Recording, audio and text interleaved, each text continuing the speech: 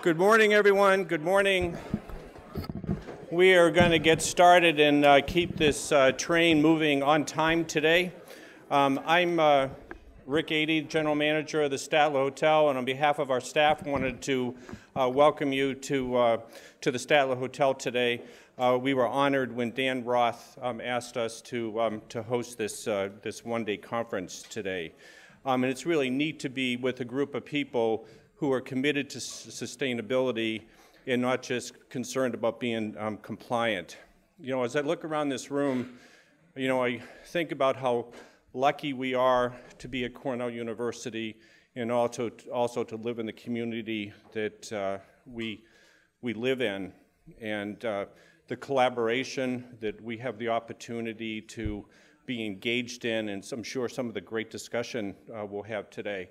I was reflecting a little bit about what I was going to say yesterday, and I was thinking about my conversation with Lanny Joyce when we met probably 5 or 6 years ago, and he said, Rick, your building is a sieve with the amount of energy that you're using and you're losing. And we continue to work through probably the most significant project that we've done in the last few years, our ECI project, working with Mark Howe and Darlene Hackworth, who are here today, who are just wonderful to work with. And I think about some of the other collaborations around campus that we participate in, working with our friends from Cornell Dining, Gail Finan and Teresa Connor, where we've spent so much time talking and working towards making composting a reality here on campus.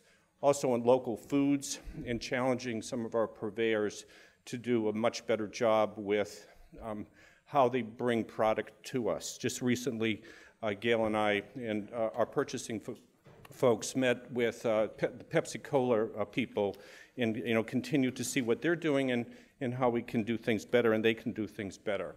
And also our students. I was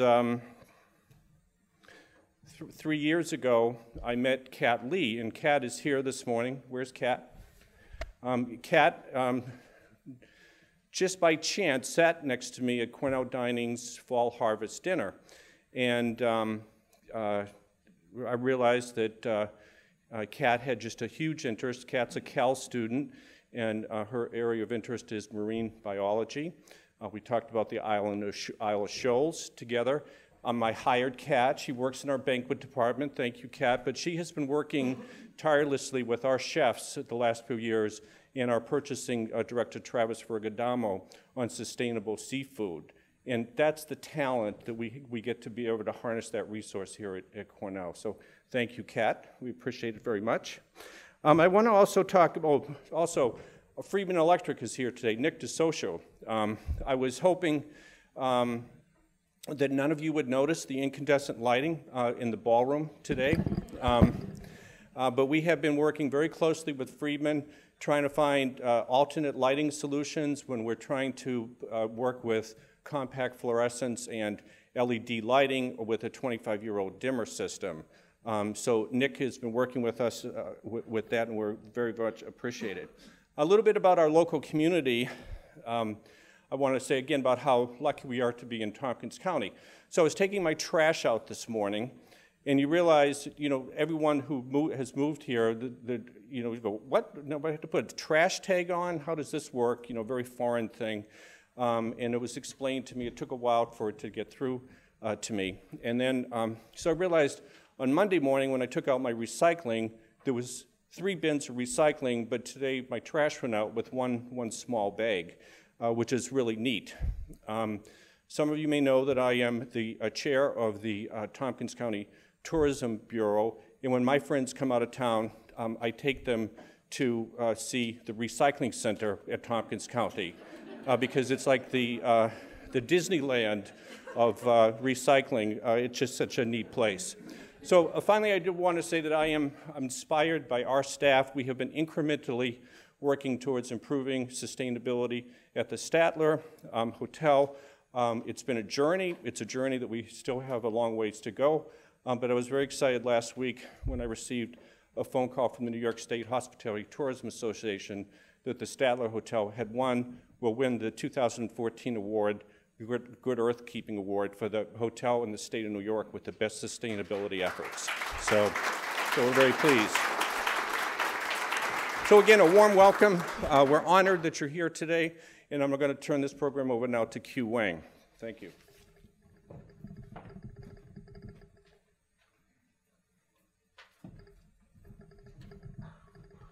Good morning, everyone. So good to see you all here. What an exciting event. Can you believe it? It's already the third annual President Sustainable Campus Committee's annual summit. This event has grown every year we've held it, and I understand this year we have over 120 people signed up for this event, so I think it's the largest yet. So Rick, thank you so much for co-hosting this event with us, and all of the things that you're doing, and we're so excited about all of them, and we're eager to hear about them during lunch today. I understand you'll be making a presentation. I also want to introduce and especially welcome two new leaders of our two focus teams. First is the leader of the transportation team, and Tanya Huzik from the Facility Services Campus Planning Office. Tanya's in the back there. Welcome. And leading our building team is Professor Ying Hua from the Human Ecologies Design and Environmental Analysis Department. Ying, if you can stand up. I also want to take this opportunity to thank the staff at Facility Services Energy and Sustainability Department. They're the ones who really put this event together, and putting an event of this size requires a lot of work, a lot of hard work, and so thank you all. I'm not going to mention you by name because I'm going to miss somebody out, and I'm going to get in trouble for that. So we do have an exciting day in store for you all with some great sessions planned, and this is also a very special year because we are working to update our 2-year climate action plan. And so I'm really looking forward to hearing about the ideas and discussing on some of the climate action items that we have planned for the next 2 years. As I mentioned, this is our third summit.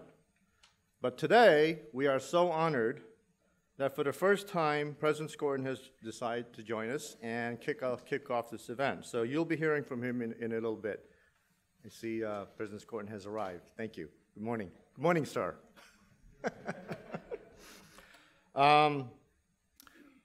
We also want to welcome my colleague and fellow member of the senior staff, Elmira Mangum, who will share some of her thoughts on sustainability in just a little later. And President Skorton will speak in just a few minutes, followed by a Q&A session where I'm hoping you will all ask some pretty tough questions. Right? No softballs allowed. So, and Elmira will then follow the Q&A with her presentation and her own Q&A. Softballs for Elmira, hardballs for President Skorton. Okay, I know I'm under a time leash here, but since I do have the podium, I do have a captive audience, I am going to veer a little bit and put in a little plug for the United Way campaign. I know this is, you may think this is totally off topic, but it really isn't. What can be more sustainable than helping your local United Way campaign? Because what that does, United Way is about the community that we live in. And it's so important that we all participate in sustaining that caring community to help our community sustain itself for whatever ways. And I don't want to get into my usual lecture, but I do want to encourage you all to participate. United Way of Tompkins County depends on Cornell University, and we are a major part of the overall funding for that campaign. So when you go back to your offices today, I know you've all received your pledge cards by now. Please don't forget to sign them. You don't even have to write a check. All you have to do is check off a box and indicate how much money you want taken out of your weekly or biweekly paychecks, and that's done. That's it. And there's no limit to how much you can give, how much you should give. You told me I had 1 minute. Guess what? I have the podium. Sorry, Dan. So anyway, please do participate. So ever since David Skorton became Cornell University's 12th president in July 2006, he has been encouraging us all to be the best that we can and be a model of sustainability for others to follow. One of his early acts as president was committing Cornell University to achieving climate neutrality by the year 2050, when he became one of the first presidents to sign the American College and University President's Climate Commitment in the fall of 2007.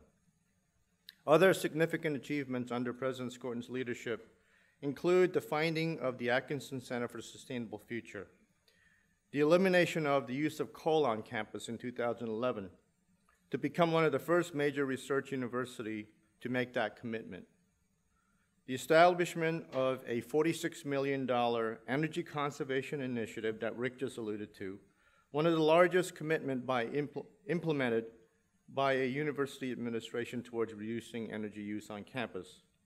And amazingly, this was done probably during the most challenging economic times in history.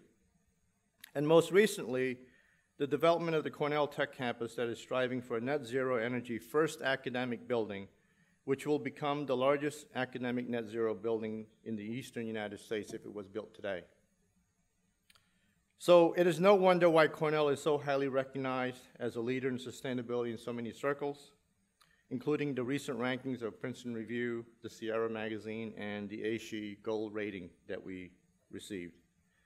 It is because of President Skorton's leadership and encouragement that enables us all to be the best that we can and be a model of sustainability for others. It is my pleasure and honor to introduce President Skorton as our opening speaker.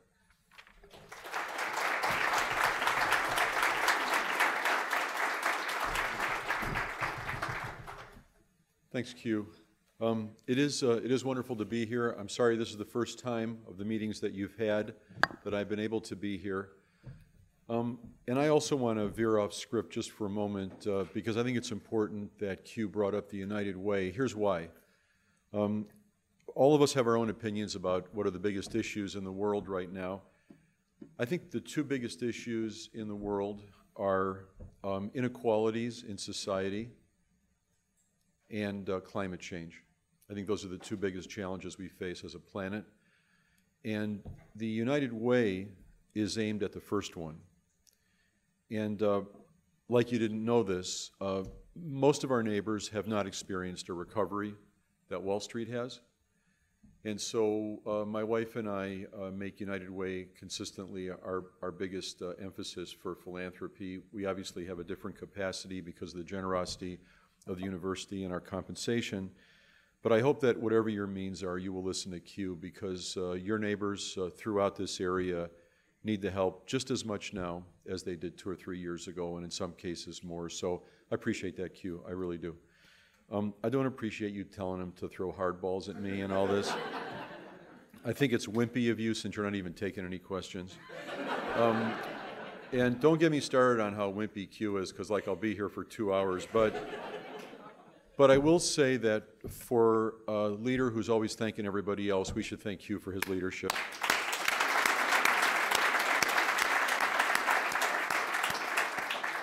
And I also want to recognize the partnership that Q and Elmira have formed on a very tough variety of issues. They are both charged with some of the biggest organizations in the university, and they're both charged with walking a fine line between sustainable finances for the university that will allow us to stabilize and then grow again, and environmental sustainability. And those things don't always come together easily, especially when you need to invest. And I thank both Elmira and Q for making this nearly $50 million investment possible. Obviously had little to do with me and more to do with them and Dan, so thank you. Thank you. So as bold as the moves have been that we have made almost entirely based on guidance of people in this room, as bold as those moves have been and terrific as they've been, it's not obvious what the next 3 or 4 or 5 bold moves are going to be. Going coal-free was terrific. There isn't going to be, that I can see as a non-specialist, another step function like that that will reduce our carbon footprint as much as that did. And having committed the $46 million, it's not going to be possible to commit another 46 million. So now we're going to be slugging it out on this problem day by day, hour by hour, decision by decision. Every single decision now is going to be tough. Every single decision is going to be controversial. Do we build new buildings or not? The decision, as Dan always indicates to me, to build a building is a decision that in general is going to increase the carbon footprint, with rare exceptions. We have yet to see such an exception in this part of the country. On the other hand, staying with old buildings with old technology and limiting people's ability to dream their dreams and grow, including doing research and education on sustainability, goes in the opposite direction. The arguments that we're going to continue to have as a nation of higher education institutions about fossil fuel divestment is another one of those areas. I personally think it's a bad idea, but many of you will disagree with me about that. So every single issue we have come to virtually is going to be an issue where we're going to have to come together in ways that are different than a pretty easy decision to invest nearly $50 million in energy upgrades and the decision to establish this fabulous combined heat and power plant that allowed us to go coal-free.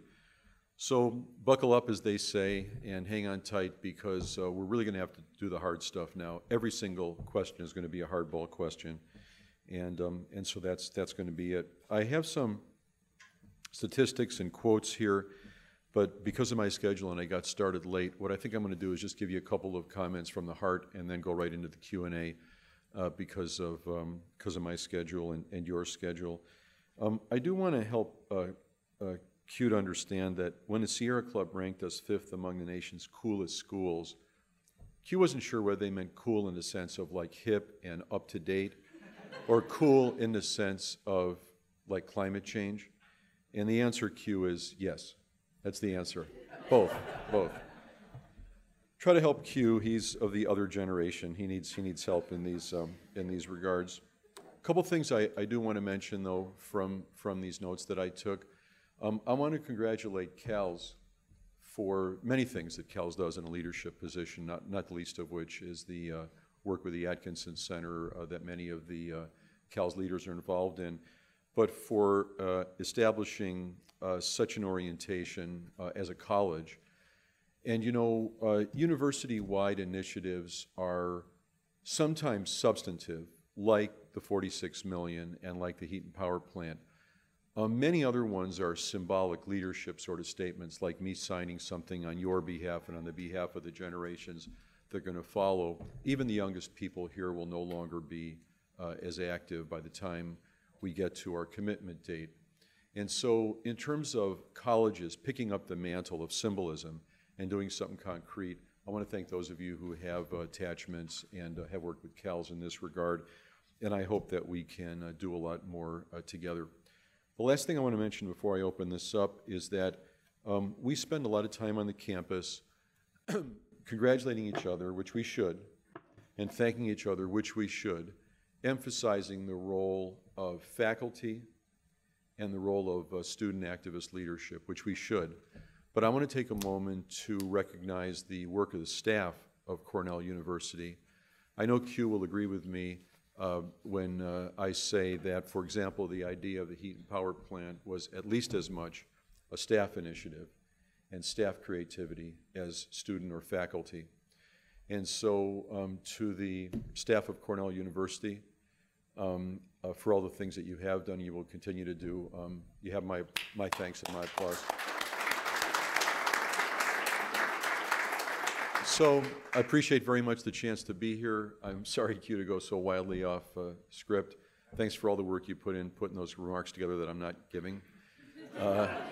You can probably use a lot of them in a newsletter or something, Dan. So what would you like to talk about? I have a few minutes. I'm going to get out of Elmira's way. So okay. You can just yell at me, too, if you want, just to save time. Any questions are fine.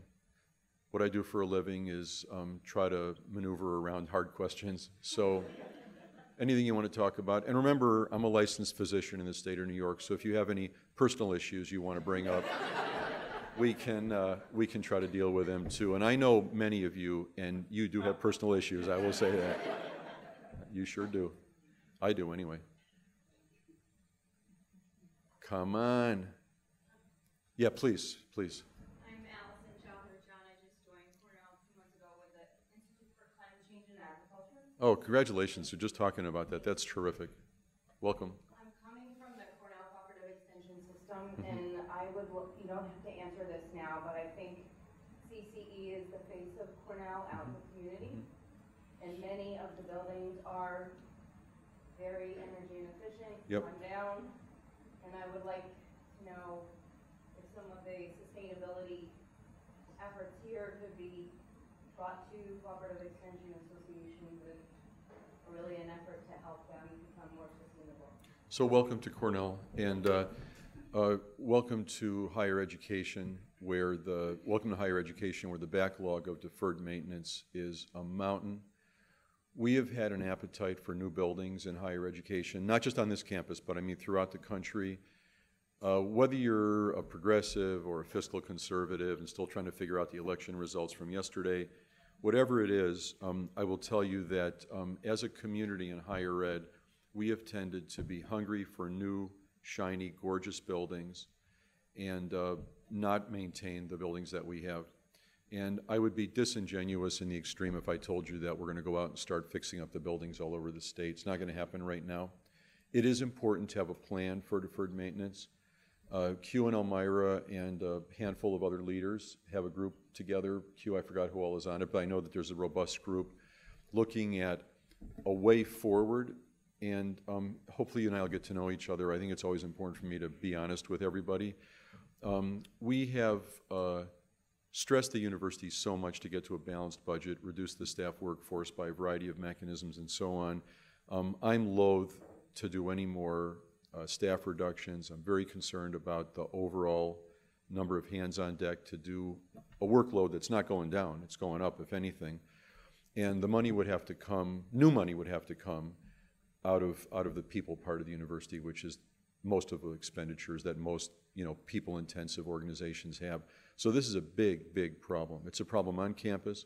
It's a problem off campus. The cooperative extension, talking about people not coming back from the recovery, this is one of the things people are counting on around the state, and not just ag anymore. I mean, as important as ag is, it's not just ag anymore. It's local community economic development writ large, including all 5 boroughs of New York City where we have cooperative extension. So I wish I had a glib, easy answer for you, but I will ask Q and Elmira, as they are thinking through the deferred maintenance, to think about the Geneva campus, which I know they are, and to think about the broad sweep of the CCE. It's a tough one. Thanks for bringing it up. Be patient as we try to work this through. And don't be coming to these things and asking me impossible questions anymore. It's okay. It's all right. Welcome, seriously, welcome to Cornell. Yeah, here's one. Uh-oh, this is trouble. Wow, I got to go now. I have no idea. I'd like to put this on a positive note in some respect. What would you like to see as the next headlines surrounding Cornell's leadership and sustainability? It's interesting. I've thought about that a lot. People are always asking me a variant of that question. And what I would like to see is a headline that says something like, grassroots university community comes together on difficult issues.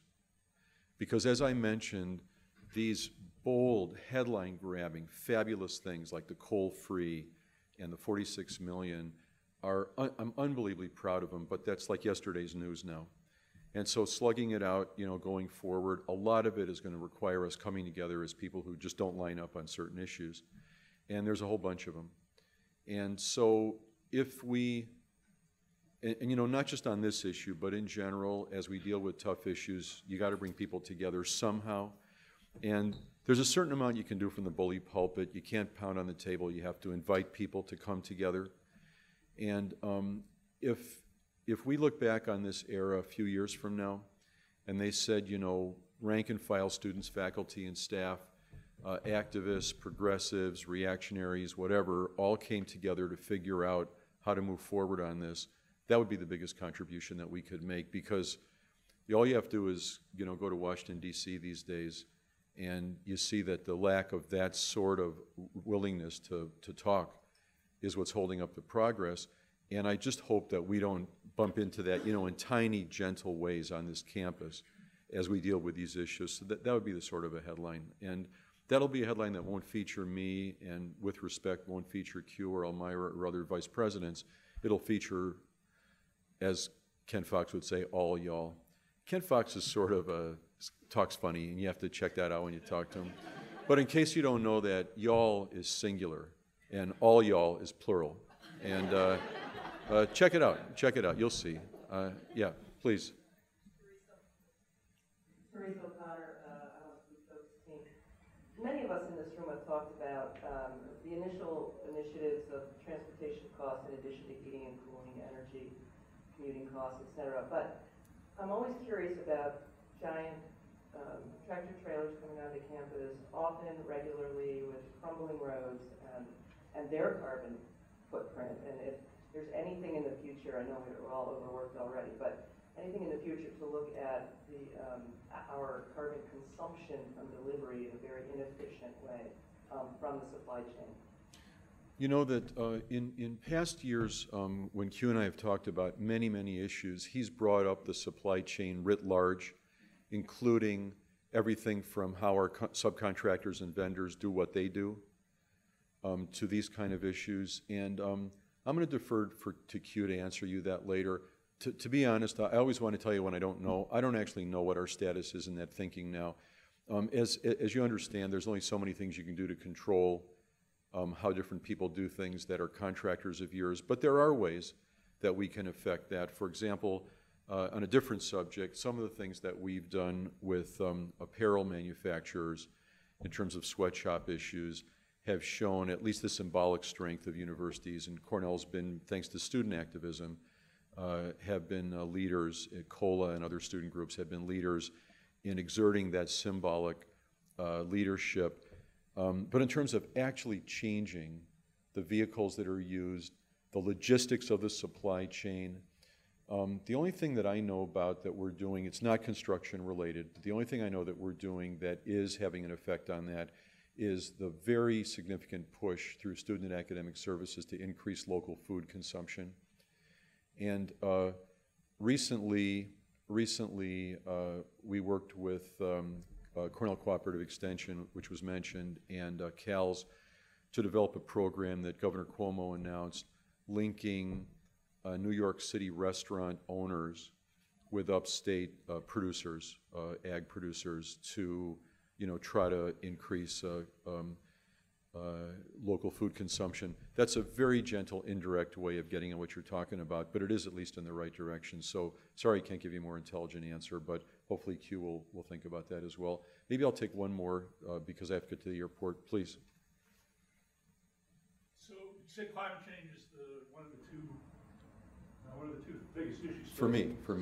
And I agree, and I think arguably solving that problem, climate change, is going to require sacrifices from lots of parts of society. Yep. It becomes a problem for an individual institution to sacrifice when they remain in competition with other institutions, so for graduate students, for undergrad. It seems like one of the ways we can sacrifice yet remain competitive is to promote sustainability as an attraction for graduate students and undergrad. Yep. But we can't seem to get any traction with the admissions office. And so it seems like an important step would be to make that a central part of our admissions policy, or our admissions recruitment policy. So just to make sure I understand, you're suggesting that a student's interest in sustainability give them a leg up on the admission process? Exactly. Okay. So I'm sorry not to give you the answer that you want, but I'm a real big believer that we should not have top-down admission policies except for making it need blind. The only thing that I'm stubborn about is to continue to make admission need blind so that we have an economically diverse. More recruitment than admission. Okay, recruitment is a gentler way to approach it, and I'll carry that message forward. I never thought of that. It's a very interesting idea. As it is, this is not an excuse, just stating a fact. Depending on the program, the excess demand for an education here is so wild For freshmen last year, the ratio was 3,000 admits, roughly 3,282 out of 39, call it 40,000 applicants.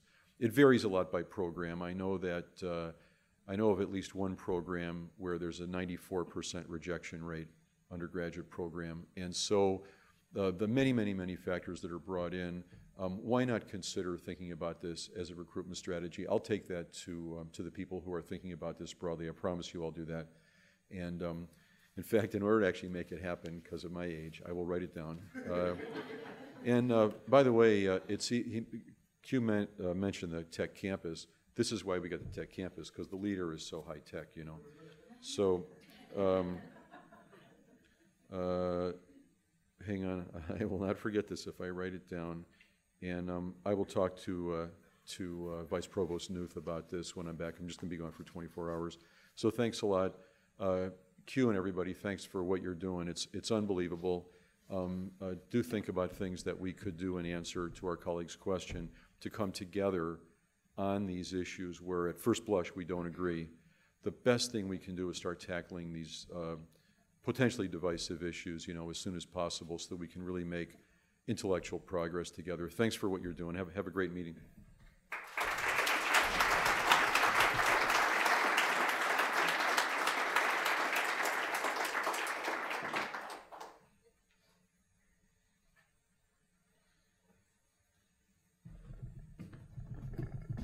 Thank you, President Gordon.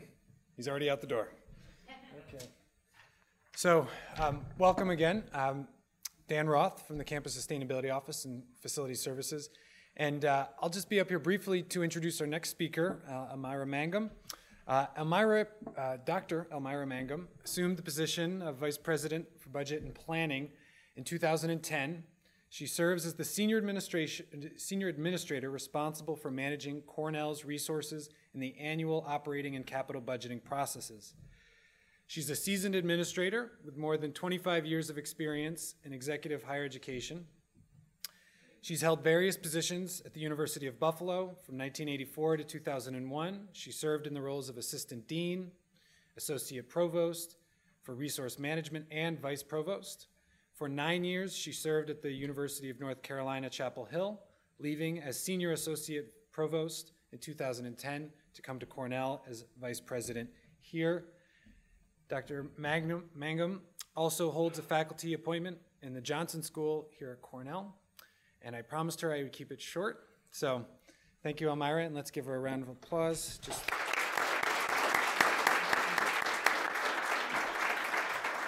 for all of your tireless work to date. Thank you very much. Thank you.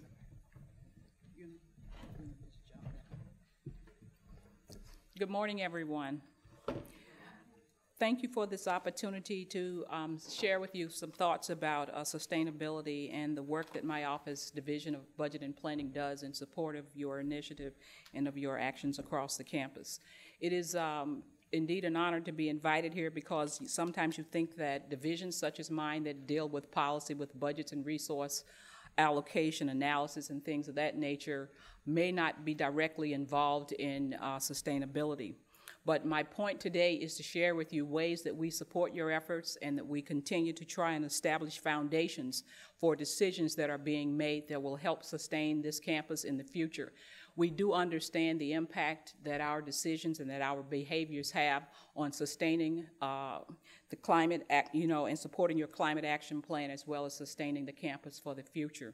Today I wanted to talk with you briefly about, and I know the program says organizational stewardship through capital planning.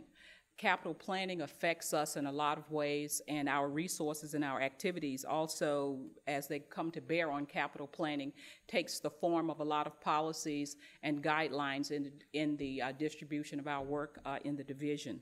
I want to address specifically the capital planning approval process, space management, but I also would be remiss if I didn't talk to you about how the new budget model also supports a sustainable campus. Part of the climate action plan includes a section on space management, and space management, as it is managed through our division and administered, takes into consideration the most efficient and effective use of space, Guidelines have been developed through our space planning and management office to guide the campus community in the exchange and collaboration and discussions about the most efficient use of space. One of the most important parts of considering whether or not we need to build new spaces, how we renovate spaces, is understanding that space and the use of that space and how we can actually motivate our campus community to consider using existing spaces to meet their needs, their programmatic needs, as well as renovating those spaces with energy efficiency and reducing our carbon footprint in mind. The Director of Space Planning is very involved in the decision processes that the campus community, that the departments, the divisions, and the deans or campus schools are involved in when it comes to developing plans for new facilities, as well as moving and expanding programs. It's important that these conversations take place because there may be spaces that are available that you or other people may not know about in different areas of the campus. So being involved in that planning process is an important part of the stewardship work and the sustainability work that is taking place. The Space Use Advisory Committee that was formed with several senior administrators is also there to bring their particular perspective to the use of that space and deliberate and provide information about movement of people and the impact of the changes on the campus community. So the space management and planning function that comes from our office is important to sustainability. Understanding that the most important part of climate action from where I sit has to do with the behavior of people and our behaviors, and understanding how our behaviors impact our carbon footprint is extremely important, and that's what they are there to do, and they bring those considerations and conversations and trade-offs to the table when decisions are made about leasing space, about renovating space, and about whether or not we need to build. The space director sits with the capital planning approval group that also has installed as part of the approval process a consideration of alternatives before we decide that we need to build additional space or move, or how we actually locate space on campus or off campus. So it's a significant part of the sustainability program, and I know it's part of the climate action plan as you have designed for the campus. Another part of our capital planning process includes something that I like a lot, has to do with the wherewithal to maintain that space over time. When a decision is made and all of the considerations have been given to using existing space, but we've come away with a need to build new space, the funding is an important part of that consideration. So the operations, the ongoing operation and maintenance funding has to be identified before a project is actually approved to go forward on campus. So in that, what it does, that forces a decision about trade-offs about space design, about whether or not that space is going to be whether it's LEED certified, what level of LEED, and how you actually design a facility. Because knowing that you have to cover the ongoing maintenance and the ongoing operating costs of that space is an important part of the decisions that you make in terms of designing and building, and in fact the size of the space. So your use and your need for new and additional space is measured by the cost that you have to spend in maintaining it. Now that's kind of new because in the past you may remember that we built buildings and built spaces, but we didn't focus on what it was going to cost to maintain that space over time, which leads us to concerns about deferred maintenance and neglect of facilities after time and wanting to build new space and not having maintained the existing spaces that we have. So as far as a sustainable future is concerned, the focus on the cost and being able to identify the sources to maintain that space will, we believe, change behavior with regard to design, with regard to building, and how we actually use space and maintain it over the longer period of time. Now, something that's really, I would be remiss, I said, if I didn't talk about the new budget model and how it actually supports sustainability in the much longer term. You may recall that in the past, a lot of units on campus didn't really understand what their consumption was as far as energy was concerned, because it was all handled at the center. The utility bills were paid from paid at the center, and marginally, depending upon whether you're contract or endowed, some of the cost you may have been exposed to. But by and large, most of the costs were actually hidden from the users of the space and the owners of the space because it was handled at the center. In the new model, because it's an impact model, much like climate action is based upon impact, this model says that if you own the space, you pay for the cost of that space in terms of its utilities, the maintenance of that space, and the surround and the building care in that space. So it makes it important for you then to reduce your consumption because that comes directly from the resources that you have available to your unit. So it forces trade-offs and it forces conversations about how best to use that space and whether or not you have more space than you need because you're going to pay for the cost of maintaining that space, heating that space, cooling that space.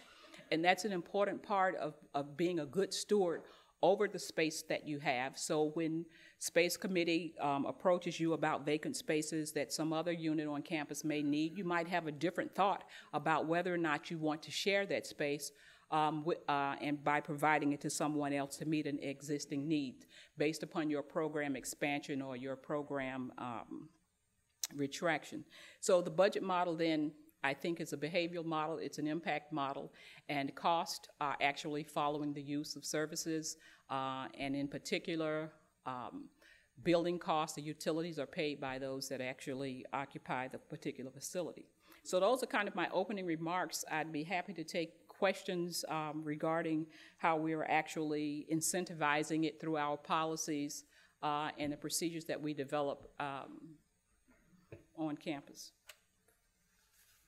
Any questions? Excellent. I like that. I like that, Q. No balls. Oh, I'm sorry. Here's one.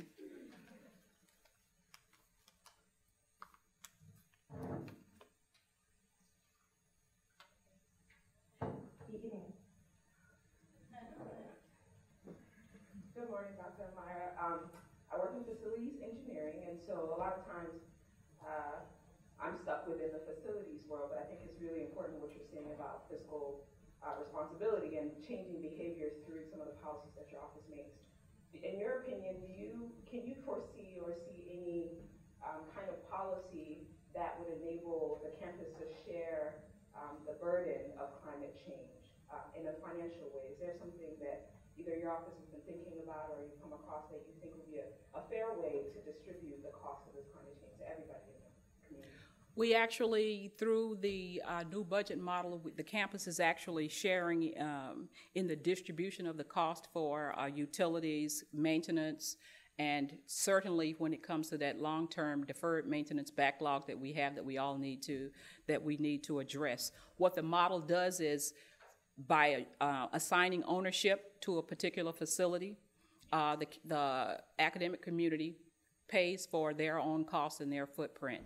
But for the central organizations such as facilities, my office, and the administrative areas, the resources and the cost of maintaining those spaces, while they are identified to us in terms of what it actually costs me to operate my office, the expenses are shared across the university based upon your impact or your use of that particular service. So if some of the impact or some of the costs are distributed based upon number of employees. Some is based upon the quality of the facility in terms of a point system that facilities develop that most of the people in here probably are part of in terms of identifying what it actually costs to maintain it, to heat it. And those costs are distributed across the university community. So what that means is that if those costs are not able, if we aren't able to push those costs down, whether or not we engage in conservation activity to retrofit lighting, change windows, and all of that reduces the cost for the campus, which in turn reduces the cost that we have to allocate out to the colleges and schools. This is, and I think this is the one thing that we all really need to be aware of, and we need to really make sure that people understand it's all about individual actions that affect our ability to pay for the cost of our consumption and our footprint on this campus. We have to get that message out that everybody has an opportunity to turn the lights out, to close the windows, to turn up the heat, turn down the heat. There are actions that we all can take to support sustainability as a campus, and making sure that we are all aware of the small things that we do that impacts our carbon footprint is an important thing for us to, and I think that you're doing a good job as a committee in getting that message across. We just need to do more communication around the individual responsibility, because that's the thing that saves jobs. That's the thing that provides opportunities for us to expand and grow our research and reach out to people. It's having the resources that we spend on energy come back to us in a way that we can use them for program development and expansion of our mission. I don't know if I got to your question, but it's really, for us, it's about how we spend the priorities and trade-offs that we make with regard to use of the money that we have.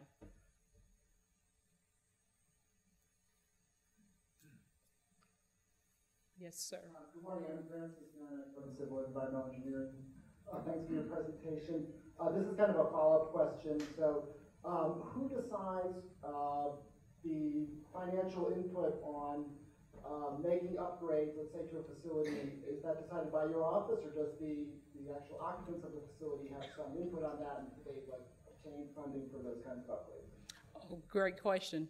The process for approval of a particular project renewal, whether or not what a renewal is involved in, we have two ways to fund it. The campus has a central funding pool that it works, that it provides for central campus facilities maintenance, but the capital planning group and the capital funding and priorities group as well are committees that all projects go through on campus. So if a dean or department chair, let's start with the department chair, decides that they believe that their facility needs to be upgraded, part of the process now is that you have to have the resources to cover the cost of that upgrade if it's not something that's been deemed supportive of life and health and safety, and part of the central facilities program of facilities that they maintain at the university's expense. Extraordinary maintenance and extraordinary activities come up to the campus planning committee through the facilities organization, and is put on a list of priorities, and proposed renovations are proposed based upon a system of priorities and a rating system that they may have. So once that is done, and it comes and competes for the resources during our annual capital planning process, the decision is made and is recommended to the senior leadership team that we invest that as part of our capital planning activity for the year. That plan goes to the Board of Trustees, and the responsibility for implementing it is placed in the facilities organization. For things that are not emergency or not extraordinary, that would require central resources, each dean or vice president or senior leader that wants to have new facilities or additional activity take place brings forth a project approval request form that takes into consideration all of the things that I mentioned before, the need for the space, the compelling reason, but they have to have the resources there to maintain it and to complete the project from schematic design and the original planning phase through construction. That follows the same process. It comes to the capital planning group. We look at the priorities, the facilities organization's ability to deliver that project in a certain time frame, and then it proceeds through to construction at the expense of the project team that's making the proposal, or the organization. Yes.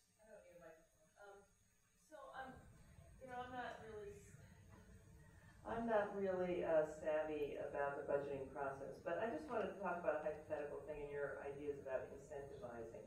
So let's say we want to replace 9,000 light bulbs in our units to CFUs, but you're saying we have to have the resources and labor costs, et cetera, in order to do that, or else we can't do it. And then what is the incentive there? Certainly in the long run it'll cost us less to pay for that electricity. But I'm just wondering, just a hypothetical thing. What is the incentive for you becoming more energy efficient? You guys should answer that question, but I'll give you a shot at it. No, but you just said, I think, you have to have all your own resources in order to improve the facility. That's correct. So our incentive would be, in the long run, lower electricity costs. That's correct. But it is a huge labor cost as well. So. Those are the trade-offs that you make for the future.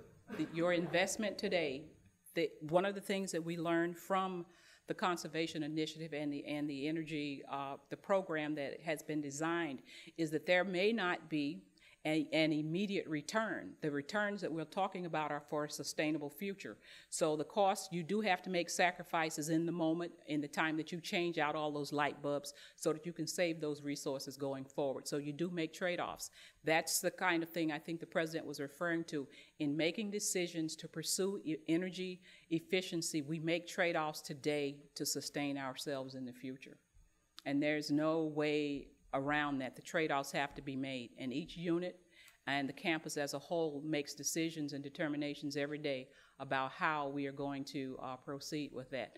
We could always raise funds if we have an opportunity to, through gift funds or some other means, to get the funds to do it if we don't want to. But still, in my world, all resources come with a trade-off, because there are way more needs than there are resources to meet them. Other questions? Oh. So, kind of off of Teresa's question, the budget model seems interesting to me for multiple reasons, and one of which is, it seems like from a sustainability perspective, one of the great things is finding multiple uses for one existing thing that you have. So, for example, a space or a building. But it seems that if all of the budgeting funds and the costs are being associated with one department, then there's going to be less incentive to share and to make that building used for multiple reasons. And then also, if you have to provide your own funds in order to improve that building, it seems like it's going to limit certain areas from being able to move forward. Kind of similar to carbon trading or pollution share allocations that have happened industry-wide. One of the things has been that you can trade off shares so that it reduces costs for firms as a whole, which is a pretty common concept. And it seems like it's kind of analogous to our various departments at Cornell. Can you speak to the kind of potential contention between budgeting and sharing of resources? Okay, sure. I don't see ownership as a limiting factor in sharing. First of all, the ownership assigns responsibility for the maintenance and the cost to an individual group. If you choose to share that space, in fact, I think it does exactly the opposite. If you have space that's not fully utilized, and we have a lot of space that's not fully utilized, and there is a need for space use, there are opportunities for you to share in that use and share in that cost of that use with others on campus. We have research facilities on campus now that are sharing research space, Weil Hall being one example, where many departments and variety of faculty members from different parts of the university share in that space, and they share in the cost of the heating and maintenance of that particular facility. So there is a way in the exchange, if you want to call it that way, among departments to maximize the use. In fact, we encourage people, because you have to control the cost and you are responsible for the cost of maintaining that space. If it's not being fully utilized, we would suggest that you work with the space use committee to find people that are interested in similar types of spaces and have them help you share in the cost of that space, which could also help you in the maintaining of that space if you price the usage correctly. You guys should really talk to Mary Lynn more have people talk to her more about using space, because the space study that was just completed identifies all of the spaces on campus, the type of space that we have, and gives us some insight into the condition that those spaces have, and whether or not we have spaces that we have overbuilt for certain purposes and places where we actually need additional spaces. It's been identified. I think this study is just in the final stages of being completed, and the report should be available soon. Conversations around campus will be occurring to make sure that we are aware of what we really do have, because I don't know that we are really fully cognizant of the use of the space that we have and the types of space that we have that's available for campus use. So thank you for the opportunity to talk with you this morning.